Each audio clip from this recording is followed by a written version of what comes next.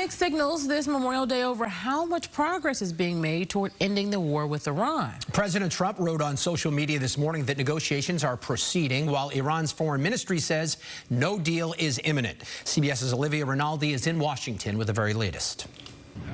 After laying a wreath at the tomb of the unknown soldier to mark Memorial Day, President Trump recalled the 13 U.S. service members who died in Operation Epic Fury. These incredible men and women gave their lives to ensure that the world's #1 state sponsor of terror will never have a nuclear weapon. Hours earlier, the president posted on social media that negotiations with Iran were proceeding nicely. But he also warned if no agreement is reached, the U.S. would return to, quote, shooting. We're either going to have a good agreement or we're going to have to deal with it another way. Sources tell CBS News a potential deal would include Iran reopening the Strait of Hormuz and the U.S. dropping its blockade of Iranian ports. In addition, Iran would also agree to never develop a nuclear weapon and destroy its stockpile of enriched uranium, with those details being worked out in the next stage of negotiations. The deal would also include sanctions relief and the release of frozen Iranian funds based on Iran's compliance.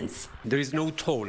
Iran acknowledged the two sides have reached consensus on a number of points, but stressed that the proposal under discussion does not include immediate concessions on the nuclear issue. There does seem to be a lot of back and forth between the two sides on precisely the nature of the restrictions on the nuclear program and the amount of money, essentially, that Iran will get from the United States if they abide by those restrictions. President Trump also posted Monday that any deal should include a requirement for several additional Middle Eastern countries to join the Abraham Accords and normalize relations with Israel. It comes as hostilities continued in Lebanon Monday between Israel and Iran's proxy group Hezbollah.